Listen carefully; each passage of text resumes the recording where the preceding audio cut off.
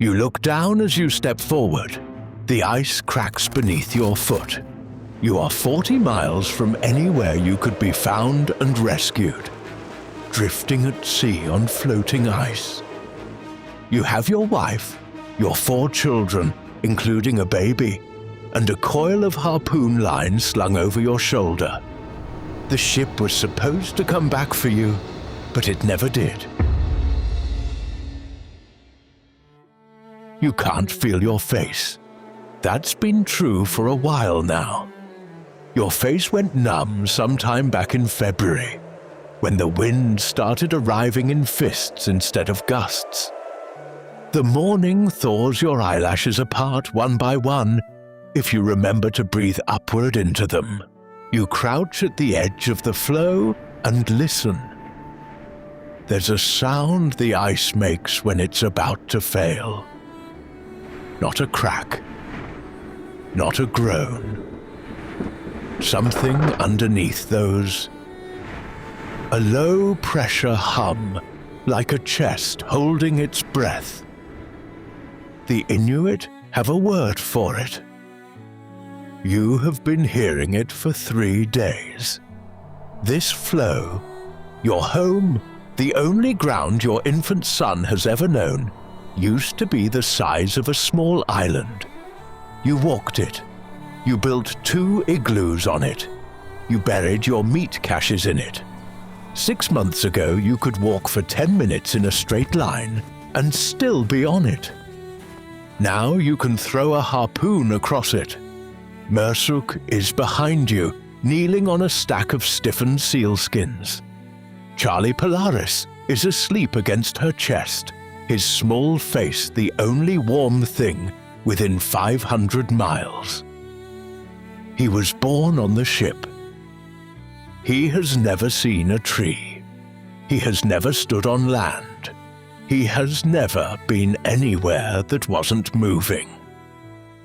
Your other 3 children are sleeping in the igloo, or pretending to. They have learned to do that lately, to lie very still and let the adults talk in the way adults talk when they don't want children to hear. What the adults are saying tonight is, "The bear is back!" You can see his tracks in the grey light. He has circled you twice since dusk. He is patient. He has nothing else to be. The seals followed the ice south as it thinned, and so did everything that eats seals, including, apparently, you. You have a rifle. You have 4 bullets. You have a harpoon you made from a sled runner. You have a whaleboat that will hold 7 people and not 1 fewer. There are 19 of you. You can hear the German scientist coughing in the other igloo. You can hear one of the American sailors murmuring a prayer in a language you don't know. The same 6 syllables over and over, like a man trying to remember the shape of a door. The ice hums again. Closer this time. You take Mursuk's hand. It is small and cold and steady, and it has held yours through every winter you have ever survived. She does not look at you. She is watching the horizon for the same thing you are watching for, which is anything. A whaler's mast, a line of smoke, a scrap of darker grey that might mean land. There is nothing. There has been nothing for 193 days. And then the ice cracks. Not the hum this time, the real sound. A sound like the world taking a step. You feel it under your boots before you hear it. A sideways lurch, a slow tip, and you turn just in time to see the seam open across the middle of the floe, between the igloo where your children are sleeping and the boat that is your only way off the ice. The boat is on one side, your children are on the other, and the bear The patient one, the one who has nothing else to be, stands up out of the dark on the same side as the children. But we're getting ahead of ourselves. To understand how you ended up here, we have to drift back. Welcome, Nightlings. This is Huxley. If you like listening or falling asleep to real stories that carry you through history into the minds of those who shaped the world before us, then this is the place for you. If you like these stories, consider saving the next episode to your playlist or sharing your favorite episode with a friend. It helps the algorithm send more viewers this way, so I can make better videos for you. Now, let's drift back to a life you haven't lived yet.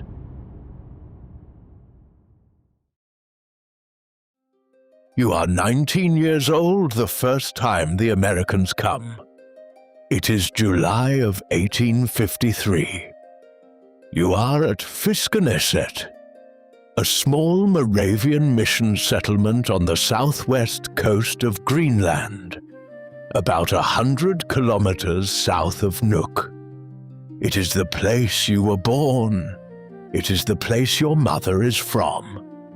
The Greenlandic name for it is Kekatarsuatsiat, which means more or less, the people who live near the islands. You will sometimes use both names in your life, and you will never feel like one is more correct than the other. They are both your home in different colors. You are, at 19, an excellent kayaker. This is not modesty. This is a fact that the older men in the settlement have already commented on more than once, in the sideways way Greenlandic men comment on excellence, by saying nothing when they would normally say something dismissive. You have been hunting seal on your own since you were 13. You can read the ice. You can read the wind. You can read, in the small white wake just below the surface, the particular hesitation of a ringed seal, deciding whether to surface in the third hole or the fourth. You can also read words, which is unusual for an Inuk hunter your age. The Moravians who settled at Fiskeneset taught you. You can read and write in Kalalisut, your own language, in the script the missionaries adapted from Roman letters. You sing the Moravian hymns. You believe in the God they taught you about. You also know, without anyone needing to say so, that the God who keeps you alive in a kayak is in some ways the same God and in some ways not, and that the precise relationship between those gods is not something you need to decide today. You are, in other words, exactly what an American polar expedition needs. His name is Elisha Kent Kane. He is American. He is a doctor, though doctor in his case mostly means he can write prescriptions for things you don't recognize, and that he speaks with the particular self-confidence Americans seem to teach in school. He has come north on a brig called the Advance, and he is looking for hunters. He has heard of you. He says this in the tone of someone who is doing you a favor by having heard of you. You go aboard. You agree to terms. The Moravians help translate the contract. You are paid a wage. The money will go to your family. But, and you do not say this part out loud, you are also going because the Americans, with their ridiculous wool coats and their incorrect boots, and their generally over-engineered approach to a place that has had its own engineering for several thousand years, are going to need help. They are going to need someone who can hunt seal at a breathing hole for 9 hours without moving. They are going to need someone who knows that wet seal skin is warmer than dry wool. They are going to need someone who can build a snow shelter in 20 minutes when the wind decides it is no longer interested in their tent. You are that someone. 2 years on the advance follow. Most of it is uneventful in the way an Arctic winter is uneventful. Long, dark, full of the small disasters that you, personally, are mostly able to fix. You hunt. You travel by sledge. In June of 1854 you discover, with another man named William Morton, a new channel of water, Kennedy Channel, that other Americans will name important things after later. Morton gets most of the credit in the books. You do not particularly mind. The channel was already there. But Kane himself is hard. He is, in your private estimation, a captain who confuses control with leadership. He gives orders the way a man gives orders to a dog he does not entirely trust. He shouts at men in front of other men. He punishes small things. The expedition begins to fall apart, not because of the cold, but because of the captain. In April of 1855, after a winter so hard that several of the crew have died of scurvy, and the Advance is permanently icebound, you walk away. This is not a small thing. The American papers will later call you a deserter. Your own memoir will describe it as the only sensible thing left to do. Both can be true. You walk south, and then you walk north, and you go to Ita, the small Inuit settlement at the top of Greenland, and you live there for several years among the polar Inuit. It is in Ita that you meet Meku. Meku is Inuit. She is from a different kind of Inuit than you. Different dialect, different songs, different way of cutting seal. She is the kind of woman who, when you meet her, makes you feel that your previous 19 years of life were a very long warm-up for the moment of the introduction. You marry her by the standards of her people, which are, as it happens, your standards too. You start a family. For 5 years you are not on anyone's ship. You hunt. You raise an infant son. You live the way Inuit families have lived for many generations. Fish in summer, seal in winter, dogs in autumn, songs at night. The Americans become a thing that happened to you once. But, and here the pattern of your life takes its shape, the Americans do not stop coming. In 1860, a man named Hayes finds you. Hayes was Kane's surgeon. He has come back on a different ship, the United States, and he has come specifically for you. He knows you by name. He says, "I would like you to come north with me again." You think about it. You think about Meku. You think about your son. You think about the wage. You think about the fact that the Americans who keep coming back will keep needing the same thing they needed last time, and that the simpler arithmetic of your life, that you are good at this and they pay you for this, and a wage feeds a family through a winter, has not changed.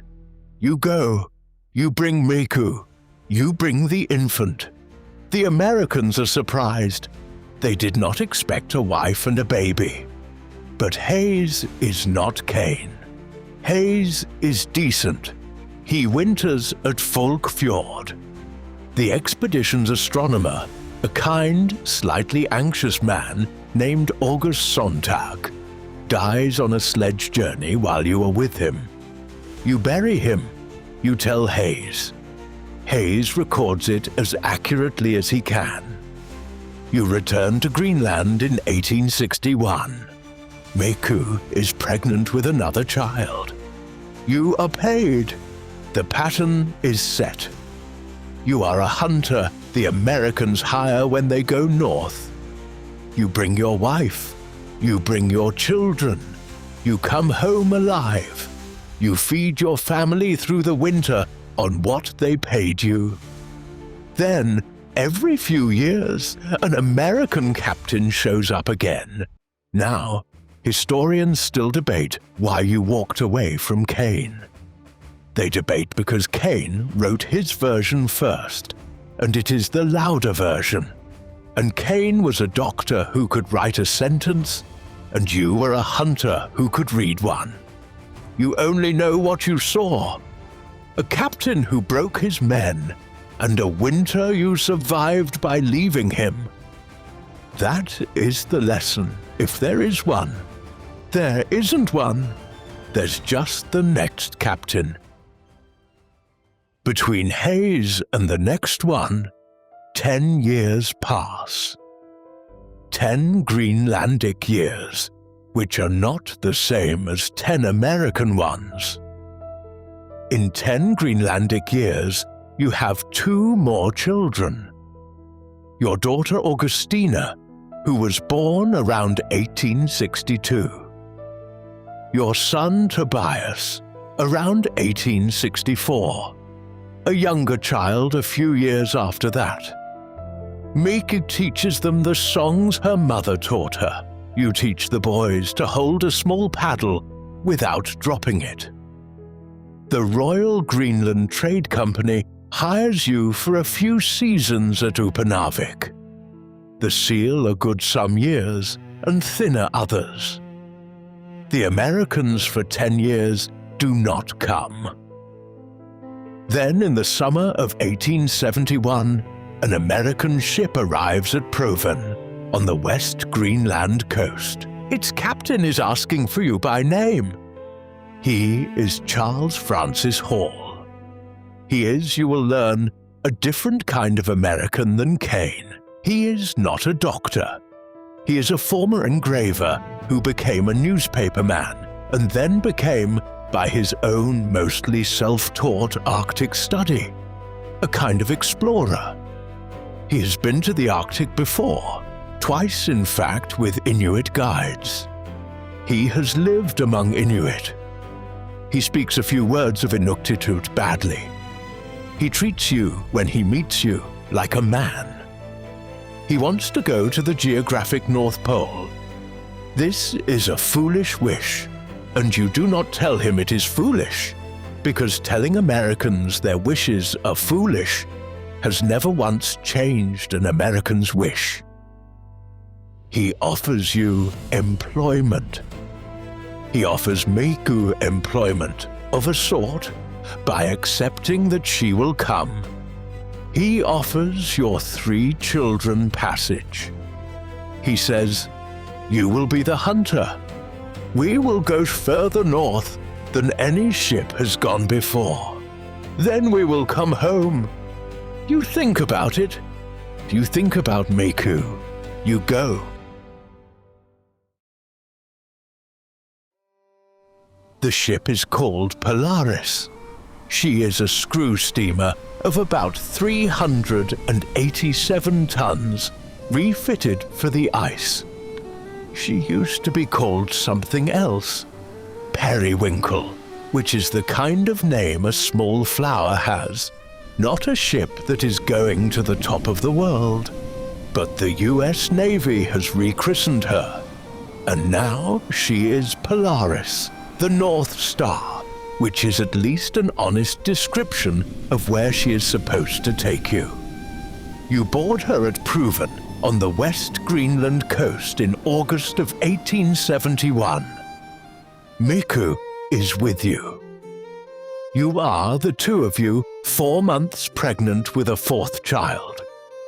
Your 3 older children, Augustina, Tobias, the small one whose name some accounts will write as Suchi, are with you on the deck. They have never been on a ship this big. They are looking at the ropes the way you used to look at the kayak frames in your father's shed. They want to know how everything is tied. The ship has, by the time you board, already picked up Tukulito and Ipirvik, and their adopted daughter Punny, a disco. Tukulito is an Inuk woman from Baffin Island, slightly older than you, and bilingual in English and her own dialect. Her husband Ipirvik, the Americans call him Joe, is one of the best hunters you have ever met. They have been to America. They have been to England.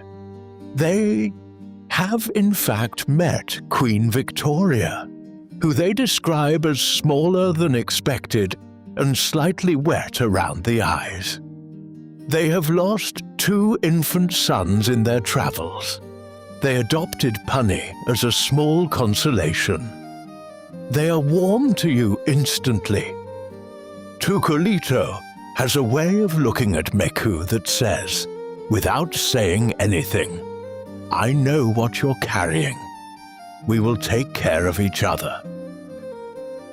The crew of the Polaris is mixed. There is Captain Hall, who runs an informal command, who eats with his men, who reads the Bible aloud on Sunday evenings. There is Captain Buddington, sailing master, a man who has been north before, a man who likes whiskey, a man whose face is permanently red, the way the faces of men who like whiskey become permanently red. There is Dr. Emil Bessels, the German chief scientist, small, precise, with a kind of brittle correctness that makes you want to be elsewhere when he enters a room. There is Frederick Meyer, the meteorologist, also German, also precise, also not unkind but not exactly warm. There is George Tyson, the assistant navigator, tall, weathered, with a way of looking at problems that says he has solved a number of them already. You like Tyson immediately. There is also a contingent of seamen, several of them German-speaking, several of them not. They are sailors. They are fine. They will, you think, do their jobs. Polaris sails north out of Proven and continues north. Then north again. Then north past the latitude that no one had previously brought a ship through. On September 10th, 1871, the ship anchors at a small inlet on the North Greenland coast. Hall, in a kind of joyful overflow, names it Thank God Harbor. This is, you note privately, the kind of name an American gives to a place when an American gets there. The place was already there. It already had a name in the old Inuit memory, which is more like a song than a name. American captains love to baptize the place they get to next as if no one had ever lived in it before. You let them. It costs you nothing. The expedition settles in for winter. 2 scientific observatories are assembled on the shore. A library. About 250 volumes, mostly novels and a few books of theology and a number of bound scientific journals, is unloaded onto the wardroom shelves. Hall's plan is to use the wintering as a base from which to sledge north toward the pole the next spring. It is a reasonable plan. The pole is, you suspect, considerably further than he thinks. You do not say this. You are a hunter. The pole is not your problem. Your problems are immediate and small and constant. They are the kind of problems a hunter understands. The dogs need feeding. The Polaris has brought a large team, mostly Greenlandic dogs, several of which you helped select. Some of the seal holes men shoot are not quite skinned correctly. You reskin them. The kulik, the seal oil lamp, has to be retrimmed several times a day to keep the flame the right size. Meiku, who is now visibly pregnant, takes over the lamp tending in your shared cabin. The cabin is small. The smell of seal oil mixed with wool is the smell of every cabin you have ever lived in for the winter. It is the smell of being warm enough. The wintering at Thank God Harbor is, for the first weeks, almost pleasant. There is even a kind of camaraderie. Hall reads aloud after dinner. Tyson tells stories about whaling. Buddington drinks. Bessels does not laugh at any of the jokes, which makes the jokes funnier. Tobias, your son, learns 3 English words: tea, biscuit, and no. It is not entirely clear which of those 3 he likes the best. There is a smell here that doesn't have a name in your language. It is the smell of canned tomatoes opened in a cold room. The Americans will eat it directly from the tin with a spoon. Tomatoes, you learn, are something Americans love when they cannot have anything else. You taste one. You decide you do not need another. Miku, less polite than you, makes a face that nearly causes Tyson to choke on his own. There is also, slowly, something less pleasant. The Germans, especially Bessels, are not warm to Hall. They mutter to each other in a German you do not understand. You know what that mutter sounds like in any language. You watched men do it on Kane's ship. You heard it on Hayes's ship a little. You hear it on Polaris a great deal more. The crew is not unified. The captain, Hall, is not making it unified. He is trying to be everyone's friend, which works on Tyson and the cook, Jackson, and the steward, Heron, and does not work on Bessels or Meyer. You watch this. You do not interfere.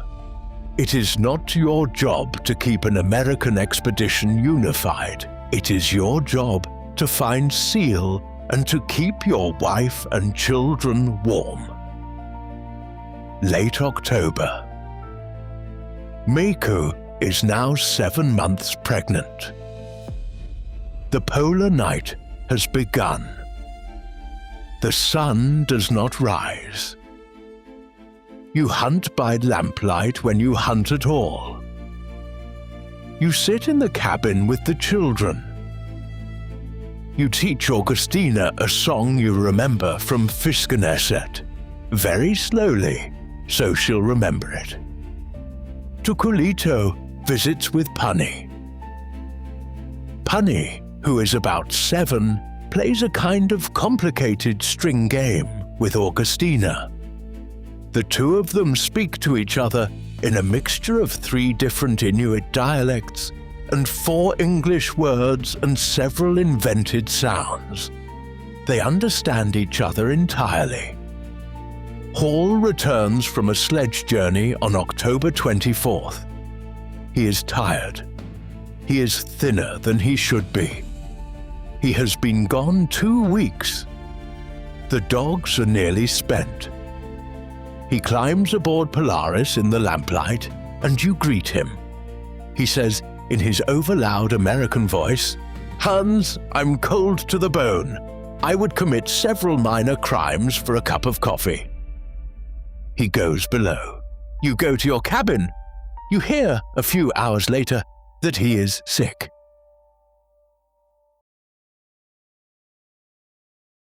The first person to tell you Hall is sick is Tukulito. She comes to your cabin. Her face is the kind of face she makes when she is choosing her words. He is unwell, she says. He drank the coffee. Soon after, he was unwell. You go above. The Polaris's wardroom, small, lined with books lit by 2 whale oil lamps, is now a sick room. Hall is on a settee. He is the wrong color. There is a bowl on the floor. The smell of vomit has not been quite scrubbed out. Bessels is at his side. Bessels is administering something. A syringe, you think. Or maybe just dispensing pills from a small dark bottle. Bessels is very calm. Bessels is too calm. You watch him for a moment. You go back to your cabin. Makey asks you what is happening. You say, the captain is sick. She says, will he get better? You say, I don't know. He gets worse. Then he gets better. Then he gets worse again. This pattern goes on for almost 2 weeks. Some mornings he is conscious and lucid. He calls Tyson into the room and says, in a voice that is barely a voice, George, I am being poisoned. Other mornings he is half conscious and he speaks to people who are not in the room, his wife who is in Cincinnati, his son who is also in Cincinnati, his mother who is dead. He accuses Bessels by name. He accuses Bessels by name multiple times. He apologizes for the accusations the next day. He repeats them the day after. You watch this happen. You are not professionally a part of it. You are not asked to comment. The American captains are sorting out their American captain. Inuit hunters are not consulted on the question of who, if anyone, is poisoning the captain. But, and here is the thing, you are watching. You see Bessels enter and exit the wardroom many times. You see him give Hall liquid from a small dark bottle. You see Hall improve once, briefly, when Tukulito sits with him for several hours alone and gives him only water. You see Hall worsen, again the next morning after Bessels resumes treatment. You do not have language for this. You are a hunter. You are not a doctor. You can read the wake of a seal under the ice. You cannot read the chemistry of a man being killed slowly by something you cannot see. But you can read patterns, and the pattern, you note silently, is bad. On the morning of November 8th, 1871, Charles Francis Hall dies. He is buried. 2 days later, on the hill above Thank God Harbor. The ground is frozen too hard for a real grave. They carve out a shallow trough in the permafrost, and they lay him in it under a wooden plank with his name on it. Tukulito is there. Meku is there. You are there. Tyson is there, and his face is the face of a man who has just lost the only person on the ship he trusted entirely. Bessels gives a small, formal speech in his correct English. The German seamen stand at a respectful distance. They are not crying. They are not, frankly, any color at all. Now, the sources will disagree about what was in the coffee. Modern scholars, almost a century later, will exhume Hall's body.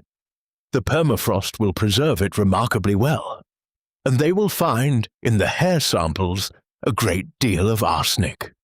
They will conclude that he ingested a large quantity in the last 2 weeks of his life.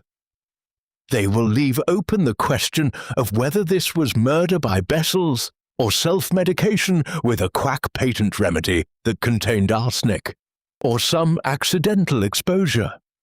The official answer in 1871 will be stroke. The unofficial answer in 1871 will be nobody wants to look closely at this for a long time. You don't know any of that yet. You only know that the captain is buried on a hill above the ship, and the ship is no longer the same ship. Command passes, formally, to Captain Buddington. Buddington is, frankly, not built for this. He is a sailing master who knew how to follow Hall's lead. Without Hall, he becomes uncertain in the small ways that make a crew uncertain in larger ways. He drinks more. He gives orders he then partially countermands an hour later. He is not a bad man. He is just, you note privately, the wrong man for the job that has now landed on him. Bessels, freed of Hall's restraint, takes over the science. The ship's expedition log, which Hall had been writing in his own hand, becomes Bessels's territory. Bessels writes neat sentences in a German hand. The sentences are correct. They are not warm. Tyson watches all this with an increasingly tired set of eyes. He does not say much. He does say once, "To you alone, Hans, I do not love what I am seeing." You nod. You do not love it either. The German seamen, sensing the new looseness of command, begin to do small things they would not have done while Hall was alive. They drink more. They are slow to come on watch. They speak more loudly in German in the wardroom. They do not exactly mutiny. They simply become a faction, and the faction is not on Tyson's side of any disagreement. You and Meku keep to your cabin. The children are not allowed to wander as freely as they had been.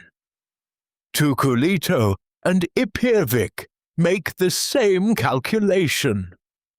Their cabin door, like yours, is closed more than it was. The polar night deepens. The sun does not return. The thermometer outside the ship reads -30, then -35, then occasionally -40 when the wind drops. The dogs sleep in piles. You feed them. You feed your family. You read, in the small Moravian hymn book you brought with you, the same 3 hymns you have been reading for as long as you can remember. You sing one of them very quietly to Meku at night. She is in the last weeks of a pregnancy on a ship that has just buried its captain. She does not need a louder song. The ship carries a small grief through the winter. Carrying a grief through a polar winter is, you note, one of the harder kinds of carrying. There's a detail here that most accounts skip over, but I think it matters. After Hall is buried, you go up onto the deck one evening alone. The cold is a wall. The stars are the kind of bright stars you only see at this latitude. Not pretty exactly, just plainly there, in numbers that would be insulting elsewhere. You stand at the rail. You look toward the hill where Hall is buried. You say something very quietly, in your own language. You are not going to write this part down later, even in your memoir. It is for you. It is the closest thing to a goodbye you have for him. Then you go below. In summer of 1872, Meku goes into labor. It is not, as childbirths go, the worst one you have heard about. Inuit women have, traditionally, given birth in conditions that would scandalize the Americans. Meku has done it twice before, in places considerably less comfortable than a ship's bunk. She has Tukulito with her. Tukulito, who has buried 2 infant sons, who has a kind of practical, low-voiced calm that is the exact thing a woman in labor wants in the room. The ship's surgeon, Dr. Bessels, offers his services. Tukulito, in her gentle bilingual English, declines. Bessels is not invited in. Bessels, possibly for the first time, is not invited in. The baby is a boy. He is small, he is healthy. His cry is the cry of a small, healthy baby in a wool blanket on a ship's bunk in summer at 78 degrees north. You hold him. Meku is exhausted. You hold him for a long time. You name him Charlie Polaris. This is, you understand, a strange name. It is also, you understand, the only name that fits. The Polaris, the ship, has been more or less your home for almost a year. The ship has not done much else right. But it has stayed afloat. It has kept Meku warm enough through the polar night to bring this baby into the world. You name him after the only thing the ship has done well. Stayed. You hold him. He is the size of 2 of your hands together. You can feel his heart beating through the wool blanket. It is going faster than yours. That is normal. That is what infant hearts do. Meku sleeps. Tukulito sits with you. Punny, who has come to see the new baby, climbs onto Tukulito's lap and asks something quietly in her mix of dialects. Tukulito answers. Punny smiles. Charlie Polaris does not smile yet. He is too new. A small thing, a specific thing. Meku wraps Charlie Polaris in a piece of fox fur she brought from Etah. The fox fur was, originally, a piece of hood lining. She has been saving it for years for a baby. The baby is here. The fur goes around him. This is the warmest he will ever be in his life, although he will not remember it. For the rest of the summer, life on the Polaris is a strange double thing. There is the small, joyful project of an infant on a ship. There is also the much less small problem that the ice in Smith Sound is not opening the way. Ice in Smith Sound is supposed to open in summer. The ship is supposed to run south. The ship is not running south. By August she is beset, pinned by pack ice, and being pushed slowly toward shore. The leak begins not all at once, but in stages.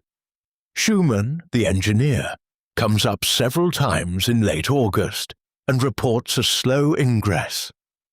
The pumps handle it. Then a different slow ingress. The pumps handle it less easily. By mid-September, Polaris is grounded against shore-fast ice off Northumberland Island. Not sinking, not sailing, just stuck. Tyson, who has the watchful, tired eyes of a man whose job has been quietly added to, takes you aside one afternoon. Hans, he says, if she goes down, will you help me get the families onto the ice? You say, yes. He says, has she always leaked like this? You say, I don't know. It is the first time the ship has been my problem. He nods. He goes below. You stand on the deck for a moment. Charlie Polaris is, at this moment, less than 2 months old. You can hear him through the bulkhead. The small, thin cry of a baby waking from a nap. Meku says something low and warm to him in her own dialect. He stops crying. You watch the ice move against the hull. You watch a piece of cargo tarp ripple in the wind. You feel, for the first time on this expedition, the particular quality of fear that has nothing to do with you and everything to do with the small one in the cabin below. I find this part of the story most remarkable. Charlie Polaris, who is right now eating in his mother's lap, will be alive at the end of this expedition. He will be alive at the end of October. He will be alive at the end of the winter that is coming. He will, in a way, be the most well-adjusted member of the entire party, because he will not remember any of it. He will grow up in Greenland. He will hear the story from Meku. He will probably tell it the way you are telling it now, in your own language, to your own children, who will think you exaggerate. But you do not know any of this yet. You are standing on the deck of a ship that is, with a slow, patient methodology, beginning to fail. You go below. You sit with Meku. You hold Charlie Polaris. He is warm. Meku is warm. The cabin is warm enough. Tobias is sitting in the corner, solemnly trying to braid a piece of rope. Augustina is teaching Sukchi a hand-clapping song. You think, whatever the ice decides to do, this is what I am going to be in the middle of doing when it decides. September turns to October. The ice does what ice always does in October at 77 degrees north. It tightens. The Polaris, already grounded, becomes more grounded. The pack ice, the slow grinding sheet of frozen sea that surrounds her in every direction, begins to compact. The hull groans more. Schumann the engineer is up on deck twice a day now. With that face he uses, the candle wax face, the face that says, I do not know how to say the next thing. Captain Buddington, by this point, has been in command for almost 11 months. 11 months is a long time to be in command of an expedition you did not want command of. He drinks. He gives orders. He countermands them. Bessels writes in the log. Tyson watches. The cargo, which has been carefully stowed below, is brought up onto the deck. This is the standard procedure for a ship preparing for the worst. You have seen it before, on haze. You have not seen it before with a baby in a fox fur lining in your cabin. You and Ipovic check the kayaks. There are 3. They are good. The sealskin covers are tight. The wooden frames are dry. You tar the seams. You re-stretch one cover that has loosened. You and Ipovic also separately check the whaleboats. There are 2. They are wooden. They are, in your professional opinion, as a man who has spent his life on small boats in cold water, fine. They are not great. They are not beautiful. They are fine. Either of them, in good weather, would carry 6 people safely. In bad weather, neither of them would carry 19. You think about that number, 19. You think about it in the small way you think about numbers when you are doing arithmetic that has not yet had to be done. October 14th is colder than October 13th. October 13th was colder than October 12th. The wind starts to do the thing wind does.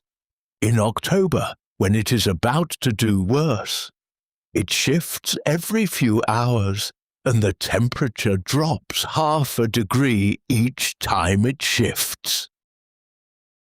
The ship's cat. There is a ship's cat. Her name is, for reasons no one quite remembers, Eclipse, has stopped pretending to hunt rats and started sleeping inside Miku's parka when Miku is in the cabin. The ship's cat is the smartest member of the crew. You note this without comment.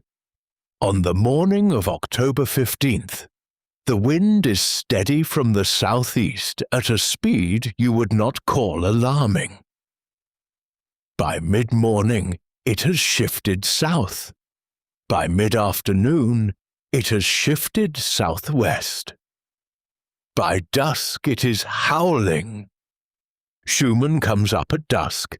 He says in that small voice, "There is more water than the pump can manage." Captain Buddington nods. He looks tired. He says, "Bring up the cargo." You and Ipovic look at each other. You know what this means. It means the ship may not make it through the night, so we are going to lighten her, and the cargo is going onto the ice next to her, where, if she does sink, she does not take the cargo down with her. Standard procedure. The wind picks up again. You go below. You tell Miku to bundle the children. You tell her to get her parka, the warm one, the one she made in Ita from a polar bear hide that you helped her cure. You tell her to bring the fur lining for the baby. You tell her not to bring anything she cannot carry on her back. She does not ask why. She nods. She begins. Tobias is half asleep. Augustina helps Meku wrap him. Suchi is sleeping standing up against the bunk. Charlie Polaris is on Meku's chest under the parka. He is asleep. He does not yet know what wind is. You go above.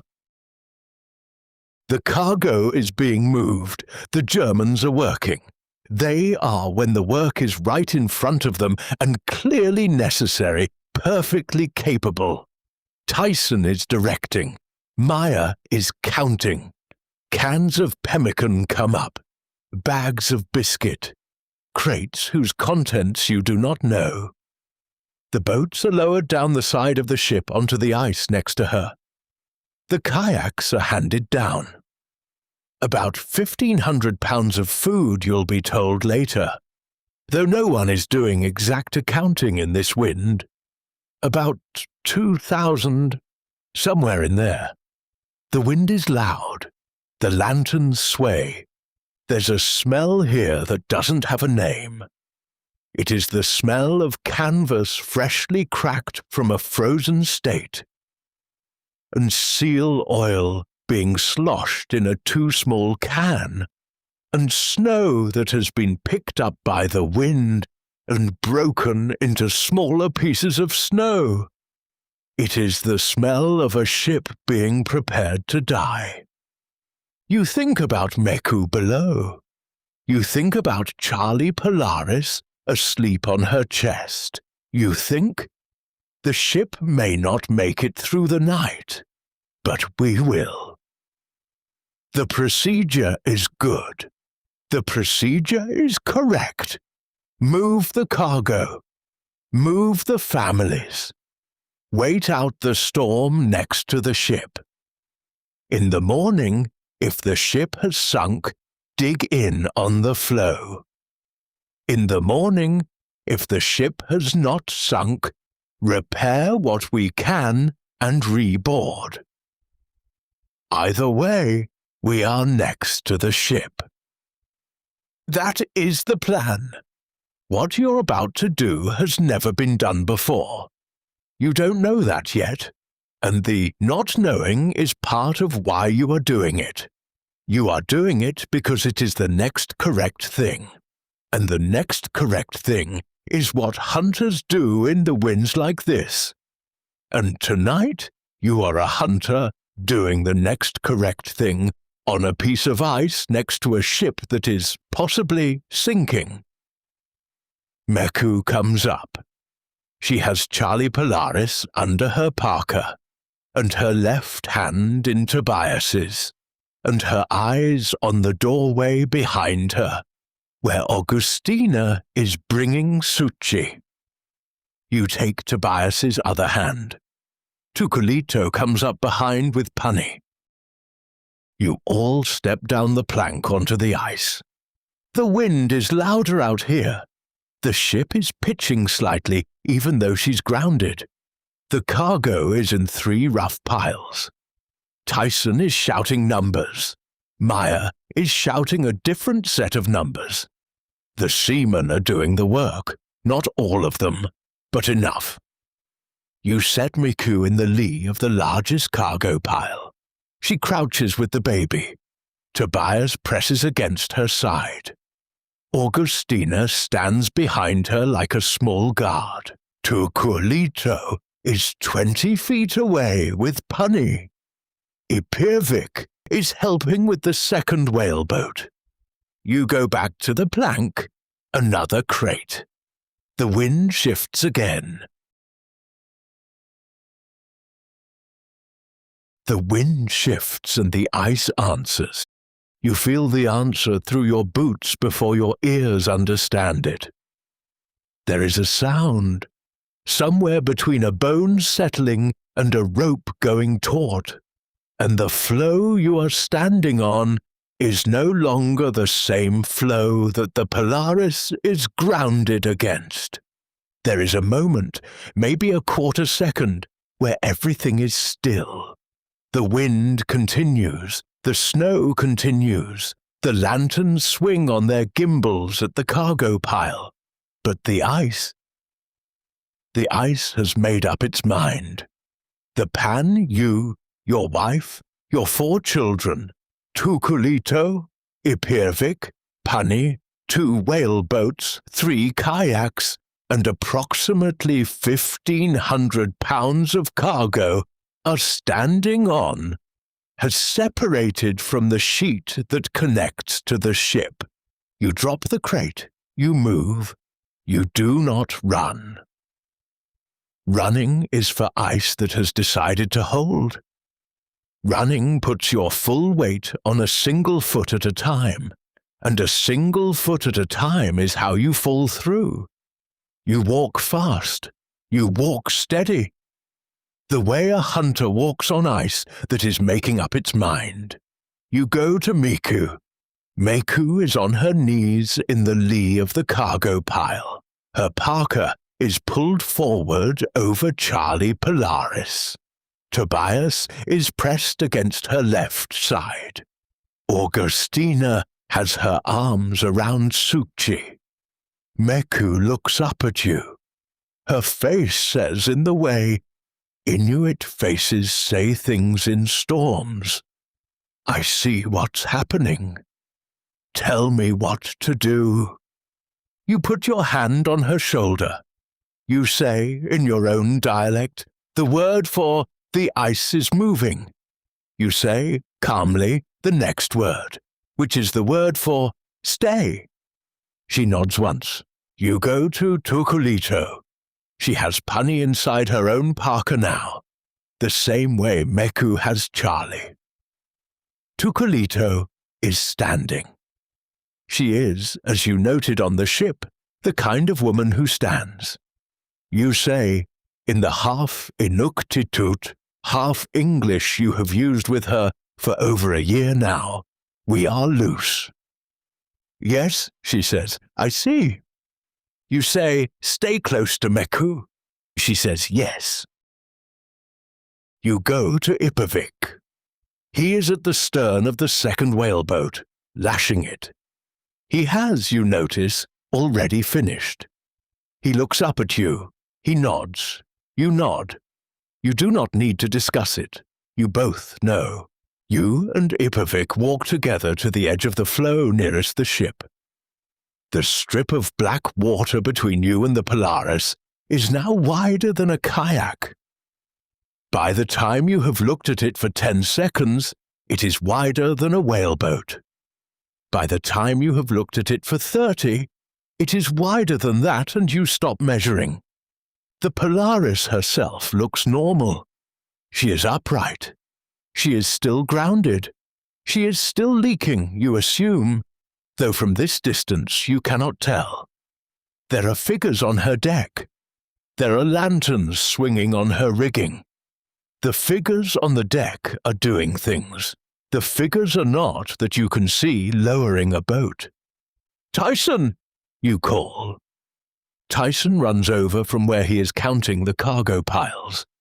"What?" "We are loose." He looks. He sees.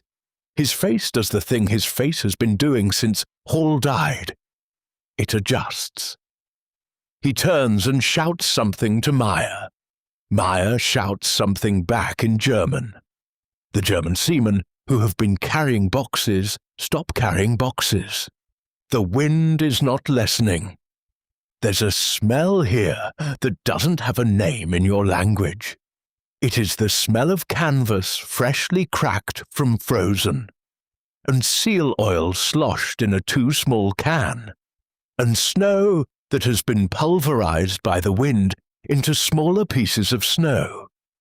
It is the smell of a ship being prepared to die. Now it is also the smell of a piece of ice being prepared to live alone. You count again. Tyson, Maya, 6 German seamen. The cook Jackson, the steward Heron.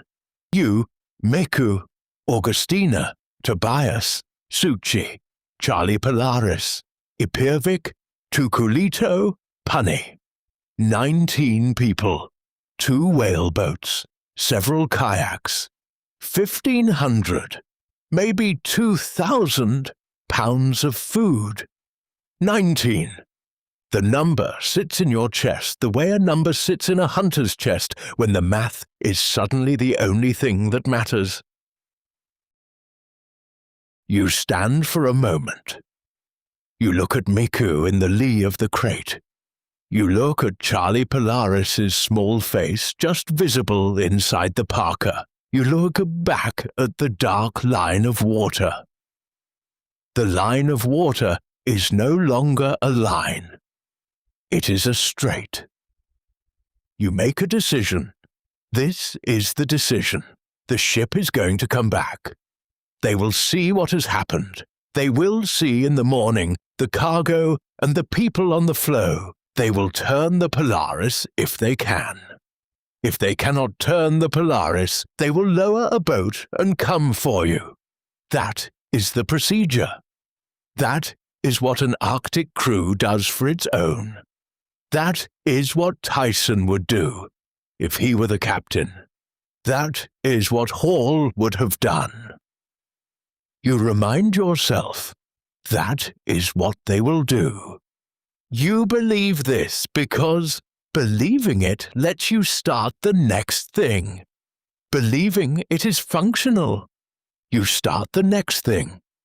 You and Ipovic begin gathering the cargo into a tighter pile, away from the leading edge of the floe. Tyson directs the seamen to rope down the boats. Maya counts again. He keeps counting, almost as a tick. He counts the cargo and recounts it and writes the number on a small wet pad of paper that the wind will not let him read, and announces totals that no one is using. The seamen do, in fact, work. They are sailors. They have faced wind. They tie things down. They do not frankly do this with much warmth, but they do it. Meku does not move from her crouch. Charlie Polaris does not wake up. Tobias begins at one point to cry. Meku presses her gloved hand against his cheek through the parka hood. The cry stops. It is a small cry. It is a tired cry. It is a cold cry. It does not fortunately become a panic cry. The wind does not let up for hours.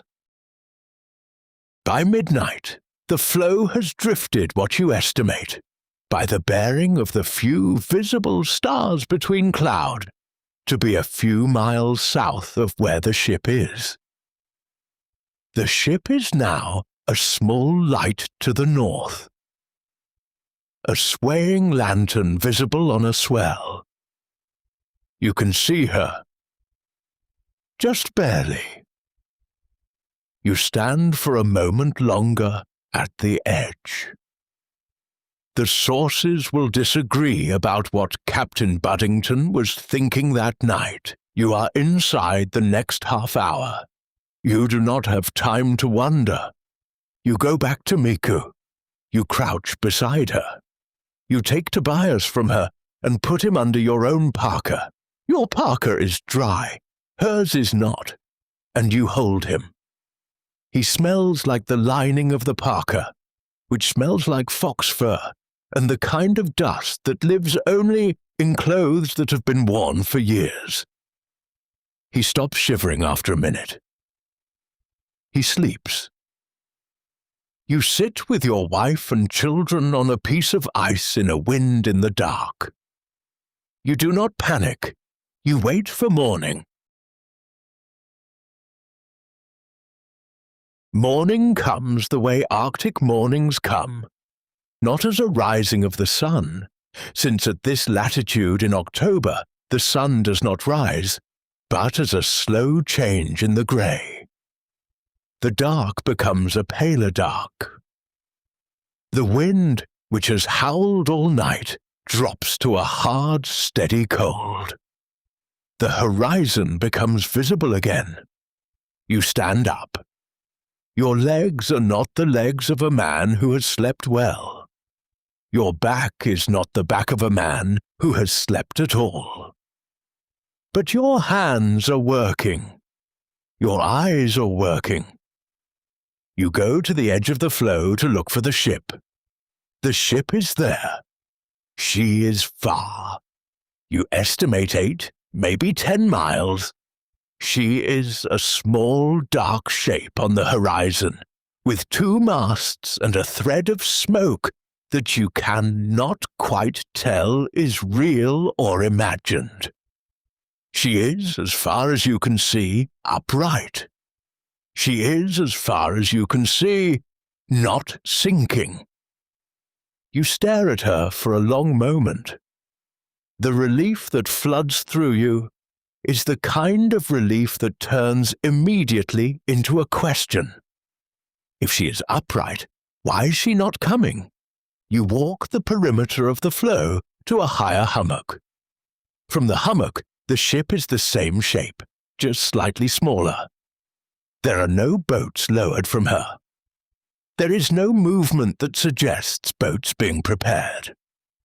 There is, you note with a kind of cold professional accuracy, no smoke that suggests her boilers being fired. She is just sitting there. You go back. You find Tyson. Tyson is awake. Tyson has not slept either. Tyson's face has an expression that you recognize from Kane's expedition.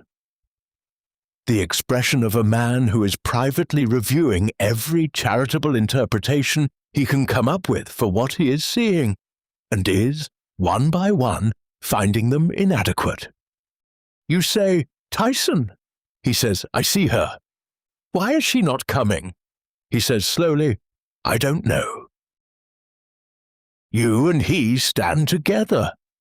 The cook, Jackson, comes up. The steward, Heron, comes up.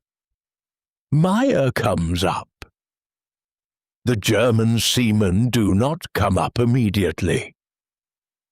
The German seamen come up slowly, in twos, with their hands in their pockets. Tyson takes a black piece of cloth.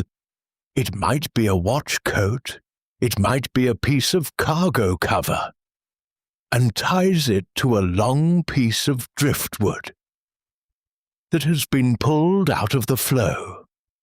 He raises it. He waves it back and forth. He does this for about 10 minutes. The ship does not respond. He fires a flare from a small pistol.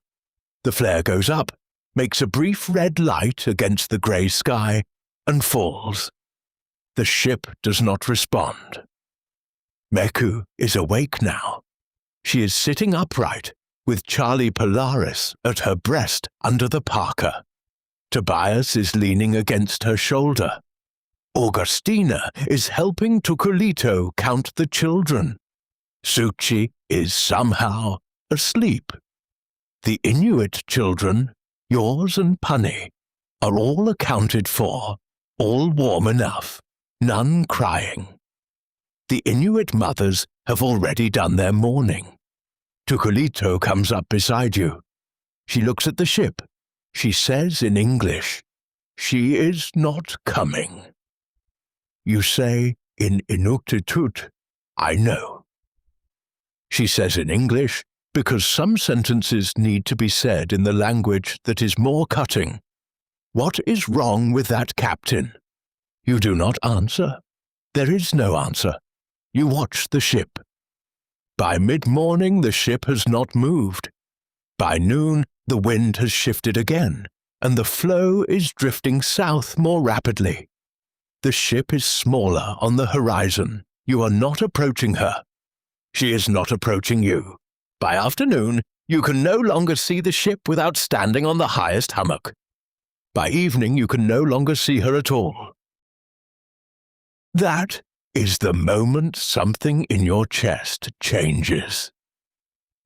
Not breaks, not yet, but changes. The way a piece of metal that has been stressed past its limit changes color slightly, almost imperceptibly, before anything visible happens. You are not now waiting for the ship. You are now alive on a piece of ice, in a current you cannot see, in a wind that is no longer the wind that brought you here. Tyson comes to you. He is, you can see, working very hard to keep his voice level. "Hans," he says, "we will need igloos by tonight. The temperature is dropping. Will you build them?" You say, "Yes." He says, "Thank you." He walks away. You stand for one more moment. You look at the empty place on the horizon where the ship was. You think, very deliberately, the ship did not come. The ship is not going to come. The ship is gone. You decide this so that the next thing you do is on the right footing. The seamen are watching you. Meku is watching you. Tukulito is watching you. Charlie Polaris is sleeping. You walk to where Ipirvik is already crouched, examining the snow density at the lee of a hummock.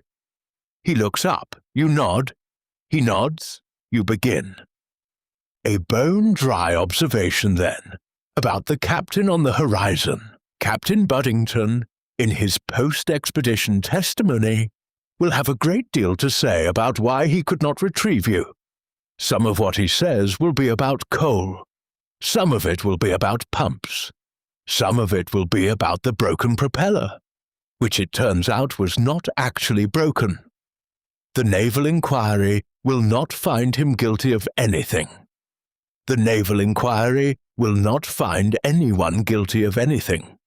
None of what Buddington says will be true the way you needed it to be true. But you do not know any of that yet. You are here. You are building. The thing about building an igloo is that you have done it many times before. You have built one for fun, as a child, with your cousins on a beach near Fiskeneset, in snow that was not really snow. You have built one with your father, the first proper one, when you were 9, and the snow was the right snow, and your father held the snow knife with you for the first 10 blocks, and then handed it to you for the rest. You have built one alone as a young hunter, when a sledge journey took longer than you planned, and the dogs were tired, and the weather was suddenly worse than you expected. You have built one with Meku, the year after you married in Ita, when you were teaching her your father's particular pattern of laying the first row. You have not built one in front of 17 non-Inuit people who have never built one in a wind off the open polar sea, on a piece of ice that is drifting in a direction you do not control, with an infant son in a fox fur lining 10 feet away from you, with night coming on, in a temperature that has just dropped past the point where wet wool starts to fail. But the procedure is the same. You take out the panak. The panak is a long knife, about as long as your forearm, with a flat blade. It is for cutting snow blocks. The blade is bone-handled, made by a man you know in Upernavik. You pull it from inside your parka, where it has been kept warm against your body. A cold panak cuts badly. You and Ipavik walk together to find the right snow. Not all snow makes igloo blocks. The snow needs to be hard pack, wind compacted, with a density that holds an edge. You probe with the panak through the surface. You find a patch about 10 feet long where the density is right. You mark it with a kicked line in the surface. You start cutting. The block comes free in a clean rectangular shape, about 18 inches long, 6 inches thick, 8 inches deep. It weighs maybe 20 pounds. You set it aside. You cut the next one. Ipirvik has started his own cuts 10 feet away. Mehu comes up. Without anyone asking her, without any need for anyone to ask her, she begins to drag the cut blocks toward the spot you and Ipirvik have already discussed. She is not strong, in the way an American sailor would think a person needs to be strong to drag a 20-pound block. She has spent her life dragging 20-pound blocks. The block follows her in the snow. Augustina helps. She is 10. She can handle a block half the size. Tobias, 8, can handle a third the size.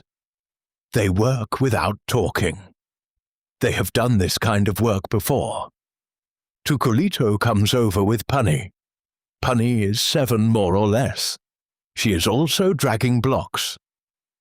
Tukulito takes a panak herself and starts cutting alongside Ipirvik. The seamen watch. The seamen offer to help. You let them. The seamen drop the first 3 blocks they try to drag. You let them. You do not offer correction. The seamen learn, 1 block at a time, that this kind of work takes a different rhythm than they have. Some of them eventually find the rhythm. Some of them never quite do. You let them try anyway. The work is going. Tyson tries. Tyson is a tall man. Tyson is, by Arctic standards, weathered. Tyson is also a whaler, not a hunter, and his body has learned a different repertoire of cold work. He tries to cut a block. The block comes out crumbly. He tries again. The second block is better. He smiles at you, a small, embarrassed smile. You smile back. You are grateful that he is, at least, trying. The first igloo is yours and Meiku's. You build it for your family.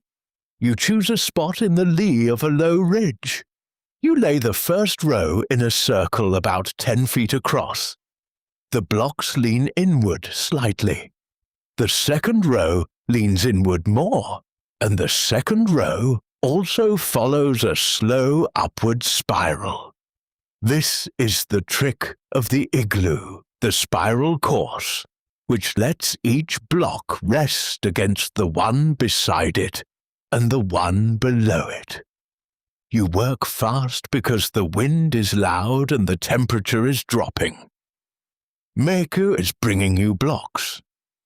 Augustina is fitting smaller blocks into the gaps. Tobias is sitting against the cargo pile because his hands are getting too cold. You send him inside Miku's parka with Charlie Polaris. He goes. The dome closes faster than the seamen expect. By the time the seamen have realized that you are in fact going to finish a working snow shelter on a moving piece of ice in a wind in the dark, you are already cutting a small entrance tunnel. The tunnel goes down before it goes up, an L shape, to trap the cold air below the level of the sleeping platform. You cut a sleeping platform inside, on the upwind side, raised about 18 inches off the floor of the igloo. Cold air sinks. Warm air rises. The platform is where you sleep. The floor is where the cold goes to die. Meiku ducks in. She has Charlie. Tobias is with her. Augustina and Suchi follow. Meiku lights the kulik. The seal oil lamp she has brought from the ship in her parka pocket. She had thought to bring it. You had not. The flame is small. It is not for cooking. It is for warmth and light. The smoke goes up through a small vent you cut at the top of the dome. The temperature inside the igloo, within 10 minutes of the kulik being lit, is warmer than the temperature outside. This is not a metaphor. This is a fact. The kulik, the igloo, the bodies, the still air. The system works. The system has worked for thousands of years. The system has, on this floe, just worked once again. You hand a block of pemmican to Miku. She breaks it. The children eat. Charlie Polaris nurses. The cabin smells of seal oil and wool and warm bodies. There is a smell inside an igloo that doesn't exist anywhere else. It is the smell of being warm enough. You crawl in for a moment. You sit on the platform. You take Meiku's hand. You do not say anything. She does not say anything. Augustina is humming the song you taught her in Fiskeneset. Tobias is asleep. Suchi is asleep. Charlie Polaris is asleep on Meiku's chest under the parka. You sit for 1 minute. 1 minute of warm. Then you crawl back out into the cold to help Ipovic finish the second igloo, and after that to help the seamen, who on their own would freeze in their wet wool by midnight, finish the third. The seamen offer to help build the third one. You let them. They offer to stop helping. You let them stop. Everyone is happier when no one is pretending. By midnight, 3 igloos are up. The kuliks are lit in 2. The third, the seaman's, has no kulik, because they have no seal oil yet, and they will have no seal oil until you and Ipirvik catch the first seal. They huddle together on the platform. They are alive. That is enough for tonight. You crawl into your own igloo. Meku is half asleep. Tobias is fully asleep. Charlie Polaris is breathing the small, fast breath of an infant. You lie down beside Meku. You pull the caribou hide over your shoulder. Your last thought before you sleep is not "we will live." Your last thought is, "Tomorrow we hunt." Hunting on a drifting floe is its own kind of hunting. It is not the hunting of a fjord at home, where you know the breathing holes from memory because you have visited them every winter for 10 winters. It is not the hunting of an open lead at the edge of pack ice, where the seal come up to look at the sky. It is the hunting of a piece of ice that is itself a moving object, with its own edges, its own leads, its own holes. The seal who lives in the water under this floe is the seal whose breathing hole moves with the flow. The geometry is, you understand, simple but unforgiving. You and Ipirvik take the kayaks at dawn. By dawn, you mean the slow change in the grey that this far north in October passes for dawn. The first day, you find one breathing hole at the edge of the floe and sit by it for 6 hours. You see no seal. You go back to the igloo. You eat a small piece of pemmican. You sleep. The second day, you find a different hole. You wait. After 3 hours, you see, in the small depression of the snow above the hole, a small concentric ring forming in the surface, the sign that a seal is rising toward the hole below. You raise the harpoon. You wait for the breath. The seal breathes. The harpoon drops. The seal is yours. You haul it onto the floe. It is a ringed seal, about 90 pounds. Meku comes out of the igloo and helps you drag it to the cargo area.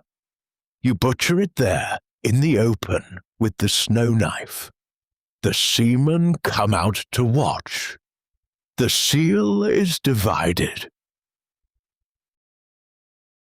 The protocol of dividing a seal in Inuit tradition is precise. The hunter does not eat first. The hunter may not eat the best part. The liver is shared. The blood is shared, drunk warm before it freezes. The blubber is rendered for the kuliks. The hide is rolled and stored. It will eventually become clothing if there is need. The bones are saved for the dogs, when there are dogs, or for tools, when there are no dogs. Tyson modifies the protocol slightly with a ration system. Each person, child or adult, Inuk or American or German, gets the same weight of meat per day. The Inuit accept this without argument. The seamen accept this with relief, because relief is what comes when you have been hungry, and someone tells you that you are about to eat. You eat the liver first. You give the second piece to Meku, the third to Tukulito, the fourth to Tyson. After that, there is no specific order. The blood is shared in a small tin cup that the cook Jackson has brought down from the ship. Each person drinks a small mouthful of warm blood. The blood is iron and salt. The blood is calories. The blood is, in the most literal way, life. The seamen who have eaten salt pork their entire lives are remarkably thoughtful about the question of liver. They watch you eat it. They watch Tyson eat it. They watch the cook eat it. They reach a conclusion. The conclusion is, yes, they eat the liver. They do not particularly enjoy it. They do not, however, complain. Their faces have, over the last 2 days, learned that the choice is not between liver and pork. The choice is between liver and nothing. The third day, you catch 2 more. You and Ipovic bring them in together. The men in the seaman's igloo come out into the cold in their wet wool to see. Tyson, watching from the entrance of his own igloo, has on his face an expression you have not seen on him since Hall died. It is not quite hope. It is something more useful than hope. It is the recognition that there is a system here, and the system is working, and the system involves you. You note Tyson's face. You do not comment. Meku comes out and takes one of the seals. She begins butchering it without being told. Tokulito takes the other. Pani watches. She is 7. She is learning. Augustina helps Meku with the smaller cuts. Tobias helps drag the bones to a separate pile. Suchi sleeps. He is sleeping a lot. You make a note to watch him. Now this is the part of the story I find most remarkable. The line between life and death on this floe runs through an animal you have not yet caught. Every morning is a new question with a new answer. The protocol is the same. The seal is different. The hunters are the same. The days are different. The rest of the party, the Americans, the Germans, the cook, the steward, your own children, eats based on whether the protocol that morning produces an answer that is alive at the end of it. By the end of the first week, you and Ipovic have caught 5 seals between you. The party is eaten. The kuliks are lit. The igloos are warm enough. The temperature outside is -30. The temperature inside is, by some impossible mathematics, +40 when the kuliks are full. The children are fed. Meku is feeding Charlie Polaris. And there is enough for him because there is enough for her. You feel, for the first time since the morning the ship did not come, that you might survive this. The feeling is not large. It is the feeling of a hunter who has caught what a hunter is supposed to catch. It is the feeling of a man who has, for one more day, done his job. You go to sleep. You wake. You hunt again. It is November of 1872. Your floe, by Tyson's reckoning, has drifted more than 100 miles south of where the Polaris went out of sight. The ice is thicker here in some places, thinner in others. The leads that open along the floe edge are longer than they were 2 weeks ago. The temperature is, when the wind is down, in the low -20s. When the wind is up, it is whatever the wind decides, plus an additional cold of its own. The food situation, after 2 weeks of the system working, is what you would call fragile. The seal hunting has been intermittent. Some days you and Ipovic bring in one. Some days you bring in nothing. The pemmican stores are being eaten faster than you would like, but Tyson's rationing is, on paper, holding the system together. On paper, the food will last until late winter. On paper, by late winter, you should be drifting through Davis Strait, and Davis Strait is sealing country, and the hunting will improve. On paper. In practice, paper does not eat the food. One night, in mid-November, you wake up to a sound from the seaman's igloo. You wake the way a hunter wakes, fully, immediately, with no transitional fog. You listen. The sound is the sound of men eating. It is a particular sound. It is not the small, careful sound of men eating a small ration. It is the larger, less careful sound of men who have decided that whatever they are eating is theirs and are eating it freely. You crawl to the entrance of your igloo. You look out. The seaman's igloo is lit from within. The kullik there is brighter than it should be because the kullik there has been fed an unusual amount of blubber.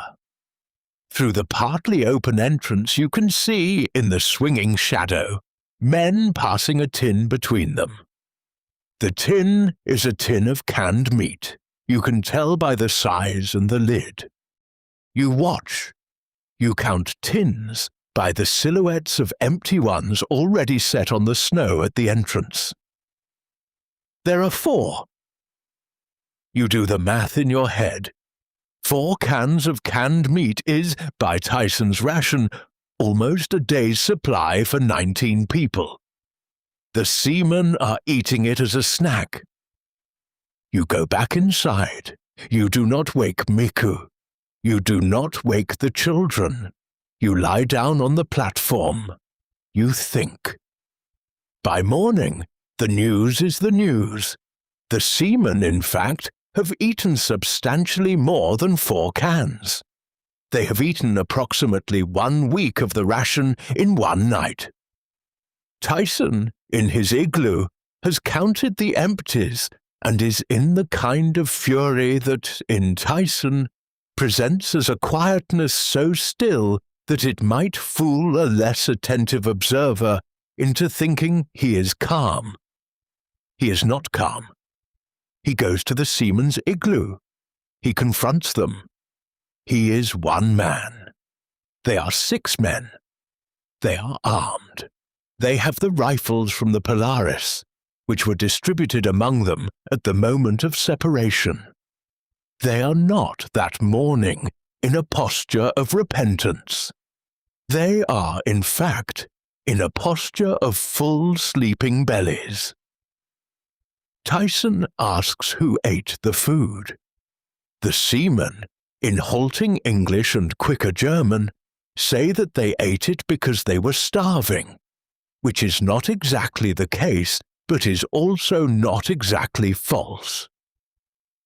Tyson points out that the rest of the party, the children, the Inuit families, Tyson himself, the cook, the steward, has been eating the same ration as them, and is also hungry, but is not eating the food stores in the dark. The seamen do not have an answer to this. The seamen go back to sleep. Tyson stands outside the seaman's igloo for a moment. You watch him from the entrance of yours. He sees you. He raises his hand in a small acknowledgement. He walks away.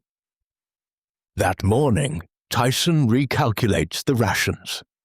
The new rations are smaller. The new rations are smaller because there is now less food.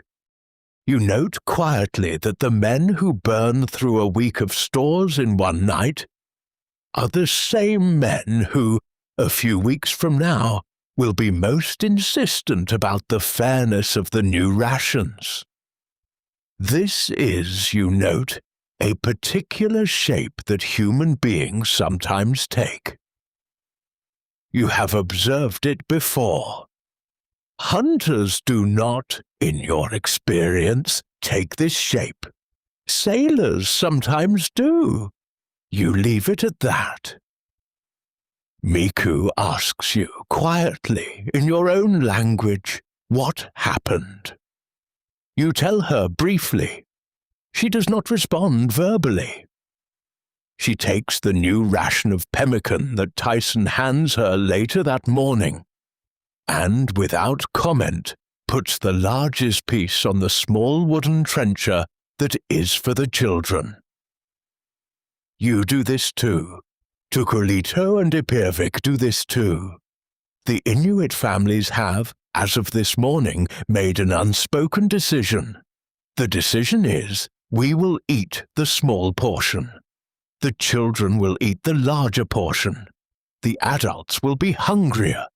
The children will be less hungry. We will not discuss this. We will simply do it. Historians will record this night with phrases like, a breach of discipline. You record it with the smaller, more accurate phrase, they ate too much. The smell of canned meat eaten in the dark is not, you decide, the worst smell on this floe. The worst smell is the smell of the next morning's rations being smaller because of last night's hunger. Now, and here is the small thing you also noticed that morning. The seamen, after the binge, are not entirely well. 2 of them are in the wash of grease and salt over a stomach that has not had this much food in a month, mildly sick. They vomit at the entrance of their igloo. The vomit freezes on the snow. The seamen step over it. You note this. You do not comment. Tyson, watching the same scene from his own entrance, finds you with his eyes. Across 40 feet of frozen snow, his eyes meet yours. The look is brief. It says, I know, I see them. I am, at this moment, in command of nothing. You give him a small nod. The nod says, keep working. The system works because we keep doing the work. He nods back. You go to fetch the panak. There is fresh snow over the night's wind. The igloos need patching. The next seal hole needs to be found before noon. You begin. December comes the way December comes, at this latitude, in this kind of year. Slowly. Then suddenly. Then with a particular quietness that is mostly the absence of all other sounds. The polar night is full now. The sun does not even show as a glow. The stars are the only light when the kuliks are out. The kuliks are out more often than they should be, because the seal hunting is poorer in December than it was in November. And the seal blubber that runs the kuliks is the same blubber that runs the lamps, and there is only so much blubber. Tyson's revised rations are smaller than the rations that were already small. Each adult gets approximately a 6-ounce piece of pemmican per day, plus a few mouthfuls of canned meat when canned meat is available, plus whatever seal portion the day's hunt has produced. The children get slightly more. The infant gets, by the alchemy of a mother's body, what Miku can produce, which is what she can produce based on what she eats, which is less than she would like. Charlie Polaris is, in late November, somewhere around 4 months old. He is, by Miku's quiet assessment, smaller than he would have been at home. He is, however, alive. He is, in fact, alert. His eyes track the kullik when it is lit. His small hands grip your finger when you give it to him. He has not in any concerning way stopped doing the things a 4-month-old does. You watch him. You watch all of them. The watching is the quiet center of your day. The fuel problem starts to become a real problem in early December. The seaman's igloo, lacking a regular kullik, has been burning what scraps of wood they can scavenge. The cargo crates, broken up. Pieces of canvas tarp soaked in seal oil and lit. The driftwood that occasionally surfaces in the leads at the floe edge when there is driftwood. None of this is enough. In early December, the date by Tyson's later journal is approximately December the 6th, the seamen begin to break up one of the 2 whaleboats. You see it happen. You are returning from a hunt, a poor one, a single small seal that you and Ipirvik have taken from a hole near the floe edge, when you see the seamen at the smaller of the 2 whaleboats with axes. 2 of them. One swings, one steadies. The first axe blow takes the gunwale off the starboard side. The second takes the next strake. You stop. You watch. You do not say anything immediately, because the thing you would say is not the kind of thing that produces useful behavior in seamen with axes. The thing you would say is that boat is the only thing that will get 19 people off this floe in spring. Saying it would not stop them. They know. Tyson sees them. Tyson runs over. Tyson tries to stop them. Tyson is one man. They are between them 3 or 4. They are armed. Tyson has been since November increasingly aware that he is one unarmed officer among 6 armed men in a place with no oversight. "What are you doing?" Tyson says. "Burning it," one of them says. "We're cold. We need that boat. We need to be warm." Tyson looks at the seal you have brought back. He looks at the boat. He looks at the blubber from the seal, which will, in 3 or 4 hours of rendering, produce enough oil for the kulliks for 2 days. He looks at the boat which will, when burned, produce enough heat for 1 night. He says, "Burn the seal blubber." They say, "We have." This is partially true. They have burned some of the seal blubber that has come to them. They have burned it inefficiently. Their kullik, being non-Inuit, is not a kullik. It is a tin can with a wick. And tin cans with wicks burn blubber faster and dirtier than a proper kullik does. They have used what they were given. They are, in fact, cold. But, and here is the thing, they have also been less careful with their share than they could have been. They have spilled. They have used the blubber for cooking food they could have eaten cold. They have at one point set fire to a small pile of pemmican because they wanted hot food more than they wanted future food. Tyson does not say this. Tyson knows the seaman. Tyson knows that whatever he says will not stop the axe. He says, "Take only the gunwales, leave the keel and the planking. We need the boat for spring." The seamen take the gunwales. Then they take the strakes. Then they take the planking. Within 5 days, the smaller whaleboat is gone, except for a few iron fasteners pulled from the snow. You watch this. You do not interfere. Meku does not interfere. Ipirvik does not interfere. Tukulito, when she sees the last piece of the smaller whaleboat go into the seaman's fire, says one word in English very quietly to herself. The word is fool. She does not say it loudly enough to be heard. She does not say it again. There were 2 boats. Now there is 1 boat. 1 boat for 19 people. The math has changed. The boat-to-person ratio is now approximately 1 to 19, where it was 2 to 19. You think about this in the small way you think about numbers, when the numbers are changing in directions you do not like. You think, when spring comes, when the flow begins to break up, the system will need a boat. There is now 1 boat.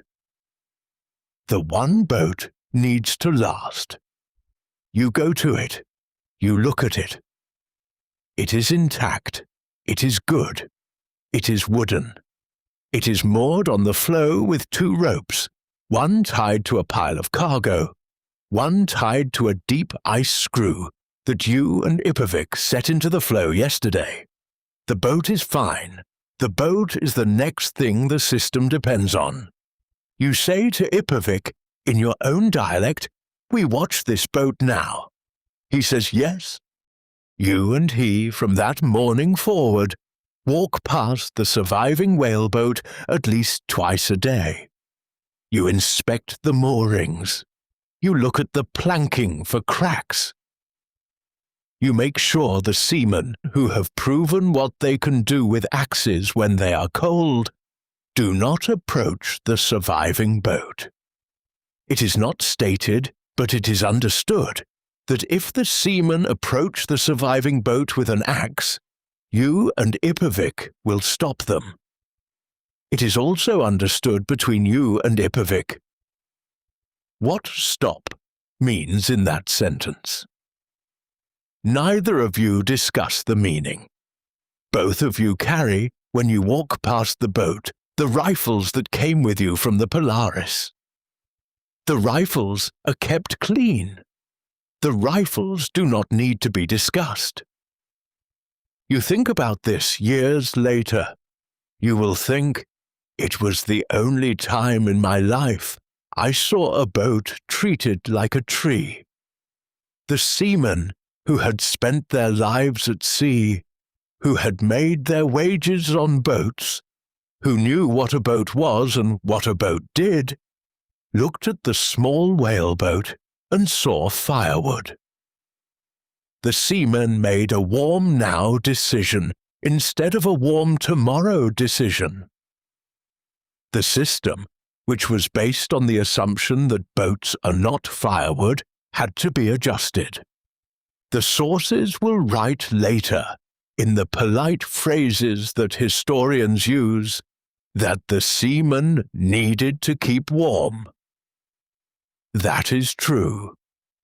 It is also a small thing, made small by the size of the thing it explains away. What the seamen needed was warm. What the system needed was a boat. The seamen, given the choice, chose warm. The system, having no enforcement, took the loss. You take the loss too. You walk back to the igloo. Miku asks you quietly what they did. You tell her. She does not respond. She nurses Charlie Polaris. She begins very quietly to sing the song her mother taught her, the one you have heard her sing before in the cabin of the Polaris during the polar night. You sit with her. The kulik is low. Tobias is asleep against your leg. Outside, the wind is the same wind it was an hour ago. Inside the boat is one boat. Outside, the flow is the same flow. The system continues. Christmas Day, by the calendar, is a December 25th. It would not, on its own, have been a different day from any other day on the floe. The wind would have been the wind. The temperature would have been the temperature. The ration would have been the ration. The seal, if there was a seal, would have been a seal. But Tyson, who is a Christian American, observes the calendar. The cook, Jackson, who is a Christian American, observes the calendar. The German seamen, several of whom are Catholic, and several of whom are nothing in particular, observe the calendar. You yourself, who were raised a Moravian Christian, observe the calendar in your own way. Meku, who is more Inuk than Christian by temperament, but who has been to Moravian services with you, knows the day. Tukulito, who has been to England and to America, and has stood in cathedrals, knows the day. Punny, your 3 children, and Charlie Polaris do not yet know what Christmas is. They will know it as the day the adults were quieter than usual. The morning ration on Tyson's order is slightly larger than the day before. A small piece of biscuit, a few additional bites of canned meat, a small portion of the seal that you and Epirvik caught 2 days ago, divided thinly across all 19. You wake. You look at the kulik, which Meku has banked low to save oil. You look at Meku, who is half awake, with Charlie Polaris on her chest. You look at Augustina, who is awake, watching the ceiling of the igloo. You look at Tobias, who is asleep with his hand in Meku's hair. You look at Sukshi, who is awake and quiet. Sukshi has been quiet for several days. Quieter than is normal for him. You have noticed. Meku has noticed. You both watch him without saying so. You crawl out of the igloo. The morning is the kind of morning where, if there were a sun, the sun would be just barely below the horizon, as a thin band of grey-pink. There is no sun. There is the band. The light is enough to see by. Tyson is already up. He is standing at the cargo pile. He has in his hand a small piece of folded paper, the rations list. He is, you understand, doing the math one more time. The math has not changed in 5 minutes. He is doing it anyway, because looking at the math is the closest he can get this morning to feeling that he is in command. He sees you. He says, "Hans, Merry Christmas." You say, "Merry Christmas, George."